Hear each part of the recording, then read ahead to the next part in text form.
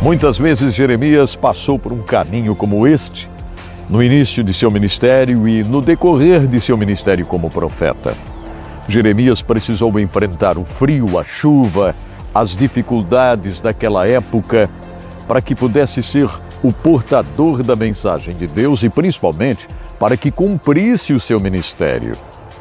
Quando Jeremias é chamado, está acontecendo uma coisa muito interessante. Josias está no reino. Era um rapaz contemporâneo de Jeremias, mais ou menos a mesma idade de Jeremias. Quem sabe Jeremias até tenha pensado, mas Deus, por que tu estás me chamando desta forma e dando-me palavras tão fortes? Jeremias começa a escrever as palavras. E eram palavras muito fortes, uma advertência muito forte. E eu tenho certeza, Jeremias muitas vezes pode até ter questionado Deus logo no início, porque no capítulo 2 de Jeremias, nós já vamos contemplar as fortes palavras vindo diretamente de Deus para que Jeremias escrevesse, para que Jeremias começasse a falar. Mas Josias estava no reino. E como falamos no último episódio, Josias tinha marcado um encontro com Deus. É praticamente, aos nossos olhos, impossível acreditar que o neto do terrível rei Manassés fosse um rapaz convertido, mas era isso mesmo. Josias, que começou a reinar com 8 anos de idade e aos 16 anos tem um encontro com Deus, escolheu ser fiel a Deus. O filho de Manassés, Amon, o pai de Josias, não. Amon só deu mau exemplo para Josias, mau exemplo para todos. Mas agora vem Josias, o neto do terrível Manassés, e se converte a Deus. E de uma forma linda. Segundo o livro de Crônicas, capítulo 34, nós temos todo esse retrato. E no finalzinho do capítulo 34 há algo bem interessante, diz assim, ó. Josias retirou todos os ídolos detestáveis de todo o território dos israelitas e obrigou todos os que estavam em Israel a servirem ao Senhor, o seu Deus. É interessante, hein?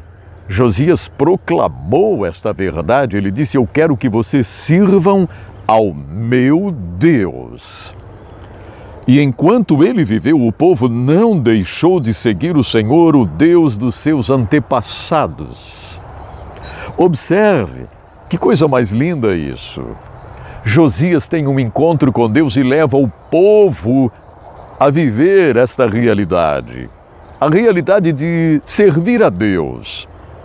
Aqui a gente pode observar como a liderança de um país, a liderança de um estado, a liderança de uma cidade, pode influenciar as pessoas se desejarem influenciar para o bem.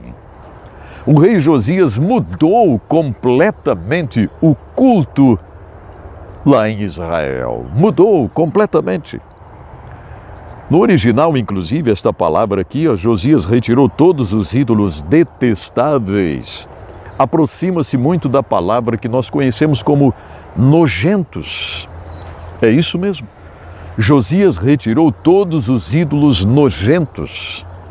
Imaginem só, ainda havia aquela lembrança do avô de Josias, o Manassés, que tinha até sacrificado criancinhas para os ídolos, mas agora Josias age de uma forma totalmente diferente. E enquanto isso, lá em Anatote, lá naquele lugar tão pequeno, cheio de mata, lá em Anatote, Deus está chamando alguém, Deus está chamando Jeremias, que lógico ouvia falar de Josias. E é interessante aqui uma coisa, quando abrimos em 2 Crônicas, no verso 7 do capítulo 35, Josias deu a todo o povo que ali estava um total de 30.000 ovelhas e cabritos para as ofertas da Páscoa. Olha só, o avô dele, Manassés, o pai dele, não tinham lembrado o povo da necessidade de celebrar a Páscoa. Mas agora o jovem Josias ordena: vamos celebrar a Páscoa. A Páscoa é a nossa libertação. Vamos celebrar a Páscoa. Vamos sacrificar ao Senhor Deus nesta Páscoa.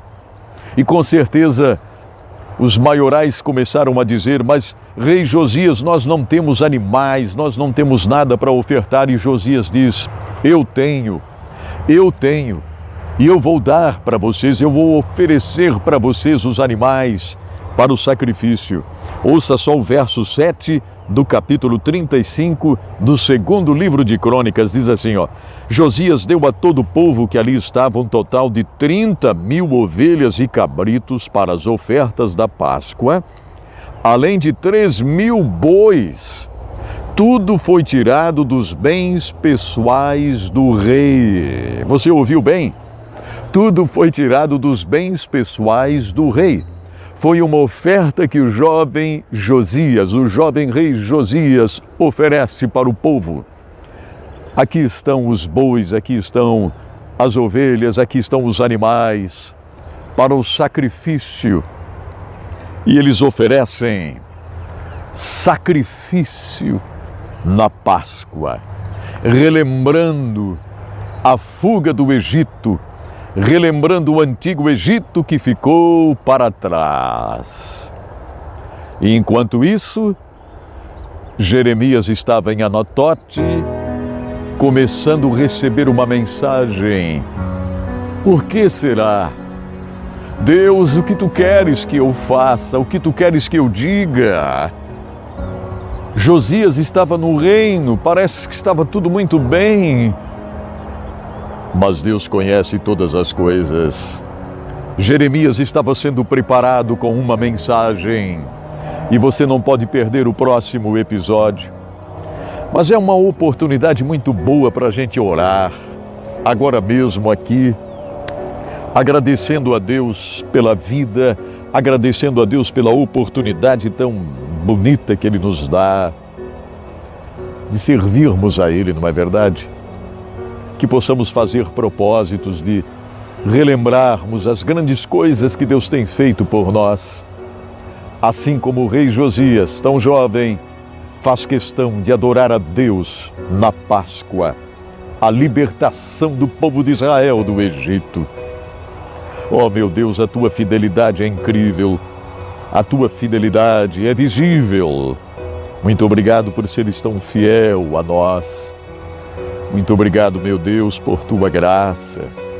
Obrigado, Senhor, por tua soberania, porque a tua soberania, a tua onisciência, a onipresença, teus atributos tremendos fizeram com que Jeremias fosse sendo preparado lá em Anatote para uma grande missão. E hoje nós estudamos isso aqui, Pai. Muito obrigado por estes momentos. Abençoa cada um que está orando comigo agora. Dê um maravilhoso dia, uma maravilhosa noite. Nós cremos em Ti. Amém, Senhor, amém.